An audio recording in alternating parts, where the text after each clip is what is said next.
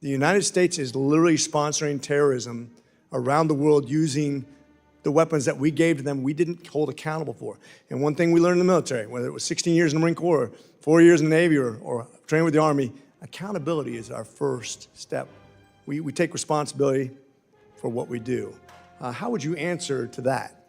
I know that your main responsibility as a secretary is to execute the president's foreign policy.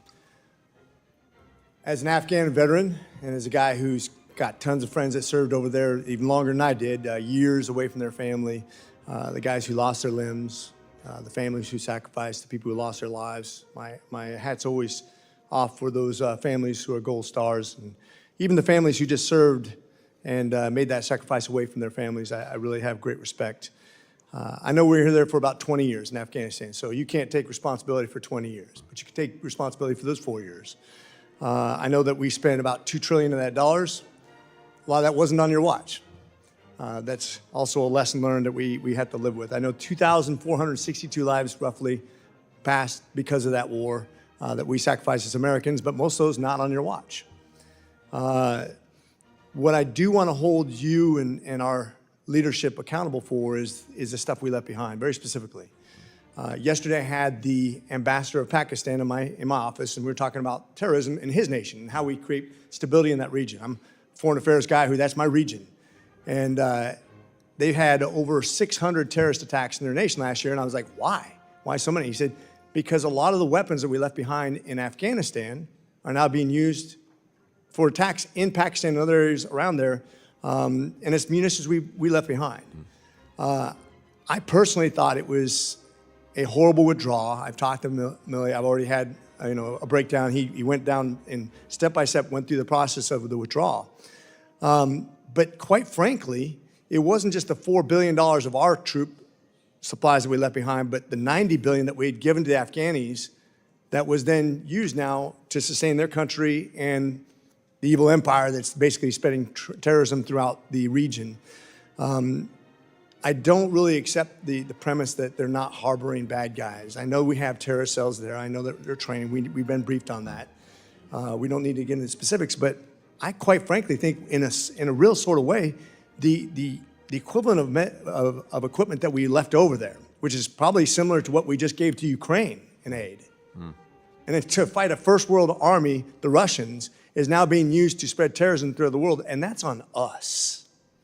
The United States is literally sponsoring terrorism around the world using the weapons that we gave to them we didn't hold accountable for.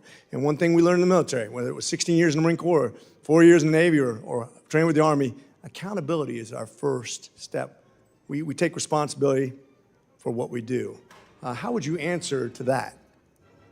So two things, Congressman. I very much appreciate the question. First, the weapons you're referring to built up over 20 years. The hard reality is that in order to avoid extending the war, escalating the war, sending tens of thousands of Americans back into Afghanistan, it would have been impossible to take out all of those weapons, all of that equipment. Much of it was dismantled or otherwise made inoperative. Much of it that remained is almost certainly inoperative because it had to be maintained, and they don't have the capacity to maintain it.